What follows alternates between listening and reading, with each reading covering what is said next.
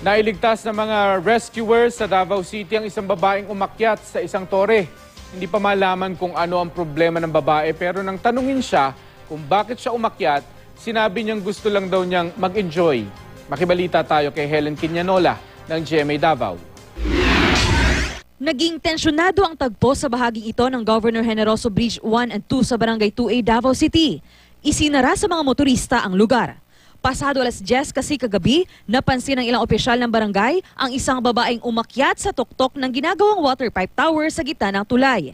May taas itong 19 na metro. Mula sa baba ng tore, kinausap ng mga taga-barangay ang babae. Ano problema nimo? Dili ka na mo pasagdan. Diri sa nagikan siya diri sa sapa kay sapa kay pagsaka niya sa taas basa man ang yang tiil niya medyo lapok ba. Pagdating ng Urban Search and Rescue Team ng Central 911, sinubukang akyatin ng rescuers ang tore para kumbinsihin ang babae na bumaba na, pero bigo sila. Pagpatak ng alas 2 ng madaling araw, dumating si Mayor Rodrigo Duterte para tingnan ang sitwasyon. Pero hindi pa rin bumaba ang babae. Sa ikalawang pagkakataong umakyat ang rescuers, bigo pa rin sila. Ilang saglit pa ang lumipas, bumaba na ang babae. Pero bigla na naman itong umakyat. Pasado alas 3 na ng madaling araw nang tuluyang kusang bumaba ang babae. Mabilis itong niyakap ng isang rescuer para hindi na muling umakyat. Isinakay siya sa nakaantabay na police mobile at sinuri. Nasa mabuting kondisyon naman daw ang babae.